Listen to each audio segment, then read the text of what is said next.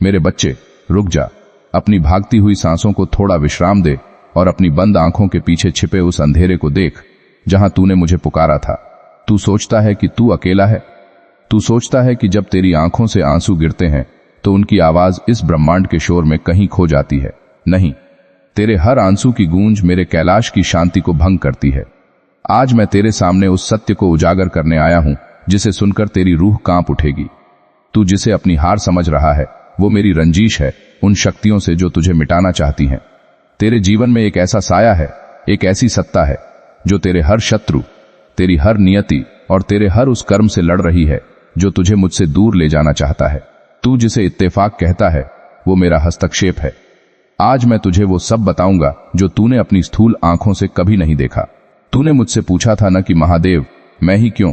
आज उसका उत्तर तुझे इस ब्रह्मांड की सबसे गहरी फ्रीक्वेंसी में मिलेगा। यह आवाज मेरी है, लेकिन यह शब्द तेरी आत्मा के हैं जो तू खुद से कभी कह नहीं पाया। ध्यान से सुन, क्योंकि आज समय रुक गया है सिर्फ तेरे और मेरे बीच के इस संवाद के लिए। वह एक शख्स, वह एक रक्षक, वह एक योद्धा जो काल के भी विरुद्ध खड़ा होकर तेरे लिए युद्ध कर रहा है। क्या तू उसे पहचानना चाहता है? अपनी चेतना को कर और मेरे इन शब्दों को अपने भीतर उतरने दे, क्योंकि इसके बाद तू वो नहीं रहेगा जो तू अभी है। पार्थ, इस ब्रह्मांड के में जब कुछ नहीं था तब भी मैं था, और तब भी तू मेरे अंश के रूप में मुझ में समाहित था। तूने इस नश्वर संसार में जन्म लेकर यह मान लिया कि तेरी सीमाएं ये शरीर और ये चंद रिश्ते हैं, लेकिन सच तो यह है कि तू एक अनंत यात्रा पर निकला हुआ मेरा वो सैनिक है जो रणभूमि में अपना शस्त्र भूल गया है। देख इस दृश्य को, जहां चारों ओर धुआं है, जहां तेरी चिंताओं के पहाड़ तुझे कुचलने की कोशिश कर रहे हैं। यहां इस दिव्य क्षण में मैं तुझे उस पहले रहस्य से परिचित कराता हूं। वह शख्स जो तेरे लिए मुझसे लड़ रहा है वह कोई और नहीं, तेरे ही भीतर बैठा हुआ तेरा विवेक है, जिसे मैंने अपनी शक्ति का एक अंश दिया है। जब तू गलत राह पर पैर बढ़ाता है और तुझे एक अजीब सी बेचैनी होती है, वो बेचैनी मेरी दी हुई वो ढाल है जो तुझे उस गर्त में गिरने से रोकती है। लोग कहते हैं कि कर्म प्रधान है, लेकिन मैं कहता हूं कि करुणा ही कर्म का आधार है। तूने अतीत में कुछ ऐसे बीज बोए थे जिनकी फसल काटते समय तेरी रूह कांप रही है, लेकिन देख, मैंने उन कांटों के बीच भी तेरे लिए कोमल घास बिछा दी है। यह मेरा संघर्ष है तेरी नियति के साथ। मैं कालपुरुष होकर भी तेरे प्रेम के वश में हूं।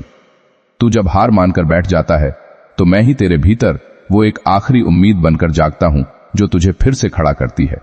जीवन का सत्य यह नहीं है कि तुझे क्या मिला, बल्कि सत्य यह है कि तूने उस अभाव में भी अपनी दिव्यता को कैसे बचाया। तेरे चारों ओर जो लोग तुझे नीचा दिखाने की कोशिश कर रहे हैं वे केवल निमित्त मात्र हैं। वे मेरी उस परीक्षा का हिस्सा हैं जहां मैं देखना चाहता हूं कि क्या तू पत्थर बनेगा या हीरा। याद रख, पत्थर टूट जाता है लेकिन हीरा तराशने के बाद और भी चमकता है। मैं तुझे तराश रहा हूं। ये दर्द, ये जुदाई, ये अकेलापन, ये सब मेरी छेनी और हथौड़ी के वार हैं। तुझे लग रहा है कि मैं तुझ पर प्रहार कर रहा हूं, लेकिन सच तो यह है कि मैं तुझसे वो सब काट कर अलग कर रहा हूं जो तू नहीं है। जिस दिन तू पूरी तरह से नग्न सत्य की तरह मेरे सामने खड़ा होगा, उस दिन तुझे पता चलेगा कि तेरा सबसे बड़ा शत्रु तेरा अहंकार था, जिससे मैं सदियों से युद्ध कर रहा हूं। तू बस समर्पण कर। तू बस यह कह दे कि हे महादेव, मैं तेरा हूं, और फिर देख कैसे मैं काल के पहिए को उल्टा घुमा देता हूं। यह सृष्टि मेरी इच्छा का प्रतिबिंब है, और मेरी इच्छा है कि तू मुक्त हो जाए। अपनी चिंताओं को मुझे सौंप दे, क्योंकि जो बोझ तूने अपने कंधों पर उठा रखा है वो तेरे लिए नहीं बना। तू उड़ने के लिए बना है, जंजीरों में जकड़ने के लिए नहीं। मेरे इस संदेश को अपनी धमनियों में बहते हुए महसूस कर और जान ले कि जब तक मैं हूं, तू अनाथ नहीं है। मेरे अंश, सुन। अपनी चेतना की गहराई में उतर और उस दृश्य की कल्पना कर जहां समय का अंत होता है और अनंत का आरंभ।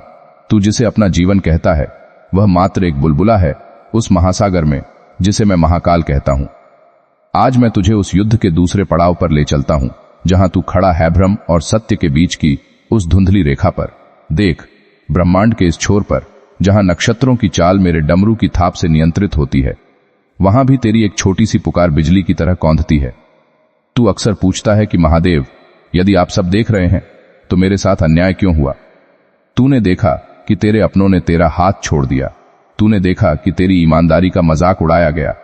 तूने देखा कि तुझे उस अपराध का दंड मिला जो तूने कभी किया ही नहीं। लेकिन सुन, वो जो तुझे उस रात रोते हुए देख रहा था वो मैं ही था। वो जो तेरे आंसुओं को अपनी जटाओं में समेट रहा था वो मैं ही था। वो जो तेरे आंसुओं को अपनी जटाओं में समेट रहा था ताकि वे धरती पर गिरकर अपवित्र न हो जाए, वो मैं ही था। सत्य यह है कि मैं तेरे प्रारब्ध से लड़ रहा हूं। प्रारब्ध वो कर्म जो तूने जन्मों जन्मांतरों से अपनी आत्मा की पोटली में बांध रखे हैं। वे कर्म किसी विशाल पर्वत की तरह तेरे मार्ग में खड़े हैं और मैं तेरा महादेव त्रिशूल लेकर उन पर्वतों को खंडित कर रहा हूं ताकि तू निकल सके। तुझे लगता है कि रुकावटें बढ़ रही हैं, पर तू यह नहीं देख पा रहा कि मैंने कितने बड़े हादसों को एक छोटी सी खरोंच में बदल दिया है। वह शख्स जो तेरे लिए मुझसे जिद कर रहा है, वह तेरी अपनी भक्ति का स्वरूप है। भक्ति कोई माला जपना नहीं है। भक्ति तो वो हठ है जो भक्त अपने आराध्य से करता है। तेरी उस एक सच्ची पुकार ने मुझे विवश कर दिया है कि मैं तेरी नियति के पन्नों को फिर से लिखूं। देख इस दिव्य अग्नि को जो तेरे भीतर जल रही है। यह क्रोध नहीं है, यह वो तड़प है जो तुझे साधारण से असाधारण बनाने के लिए अनिवार्य है। दुनिया तुझे सिखाती है कि संग्रह करो, जोड़ो, मोह में पड़ो, लेकिन मैं तुझे सिखाता हूं त्याग करो। जो चला गया उसे मेरा प्रसाद समझकर विदा कर, क्योंकि जो तेरा था ही नहीं, उसे पकड़कर तू केवल अपने हाथों को लहूलुहान करेगा। मैं तुझे वो साम्राज्य देना चाहता हूं जहां भय का कोई स्थान नहीं है, पर तू अभी भी उन कांच के टुकड़ों के लिए रो रहा है जिन्हें तूने हीरा समझ लिया था। मेरी आंखों से देख, तुझे अपनी ही दुर्गति पर हंसी आएगी। तू शिव का अंश है। तू राख से उठने वाला वो फिनिक्स है जिसे कोई आग जला नहीं सकती, क्योंकि तू खुद अग्नि का पुत्र है। अपनी आत्मा के इस भाग में तू एक नया संकल्प ले। यह मत कह कि समस्या बड़ी है, अपनी समस्या से कह कि तेरा महादेव बड़ा है। जब तू की ओर देखता है तो तुझे डर लगता है, पर उस क्षय में ही मेरा वास है। उस खालीपन को भरने की कोशिश मत कर, उस खालीपन में मुझे उतरने दे। जीवन की भागदौड़ में तूने अपना केंद्र खो दिया है। तू बाहर समाधान ढूंढ रहा है, जबकि चाबी मेरे पास है। याद रख, जब तू एक कदम मेरी ओर बढ़ाता है तो मैं 100 कदम तेरी ओर दौड़ता हूं। पर तू मुड़कर तो देख, तूने अपनी पीठ मेरी ओर कर रखी है और अंधेरे की शिकायत कर रहा है। आज इसी क्षण अपनी ईर्ष्या, अपने संशय और अपने डर को मेरे चरणों में समर्पित कर दे। यह भाग दो की शिक्षा है कि समर्पण ही सबसे बड़ा शस्त्र है। जो झुकता है वही शिखर तक पहुंचता है। तू बस मेरे विश्वास की उंगली थाम, फिर देख कि कैसे मैं तुझे काल के जबड़े से छीन कर ले आता हूं। यह ब्रह्मांड गवाह है, जो शिव का हुआ उसे फिर किसी और का होने की आवश्यकता नहीं पड़ी। मेरे बच्चे, अपनी चेतना के द्वार खोलो और उस दृश्य को देखो जहां प्रकाश और अंधकार का मिलन होता है। तूने मुझसे गहराई मांगी है तो सुन, आज मैं तुझे उस रहस्य की ओर ले जाता हूं जहां शब्द मौन हो जाते हैं और केवल रूह का स्पंदन सुनाई देता है। तू अक्सर पूछता है कि महादेव, मेरे जीवन की ये उलझनें खत्म क्यों नहीं होती? तू यह क्यों नहीं देख पाता कि ये उलझने ही वो धागे हैं जिनसे मैं तेरे गौरव का वस्त्र बुन रहा हूं? देख, इस ब्रह्मांड के केंद्र में जहां मैं अपने तांडव से सृष्टि का सृजन और संहार एक साथ करता हूं, वहां हर धड़कन एक संदेश है। वह शख्स जो तेरे लिए मुझसे लड़ रहा है, आज उसके तीसरे रूप को पहचान। वह है तेरी अतृप्त आत्मा का वह हिस्सा जो जानता है कि तू यहां केवल रोटी, कपड़ा और मकान के लिए नहीं आया है। वह हिस्सा जो हर सुख के बाद भी तुझे एक खालीपन का एहसास कराता है, ताकि तू खोजता रहे, ताकि तू मुझ तक पहुंच सके। वह हिस्सा मुझसे हर पल जिरह करता है कि हे महादेव, इसे इतनी जल्दी शांति मत देना, वरना यह खुद को भूल जाएगा। इसे थोड़ा और तपाओ ताकि यह कुंदन बन सके। तू जिसे अपना दुर्भाग्य कहता है, उसे मैं दिव्य हस्तक्षेप कहता हूं। सोच, अगर वह व्यक्ति तुझे धोखा न देता तो क्या तू कभी अपनी आंतरिक शक्ति से परिचित हो पाता?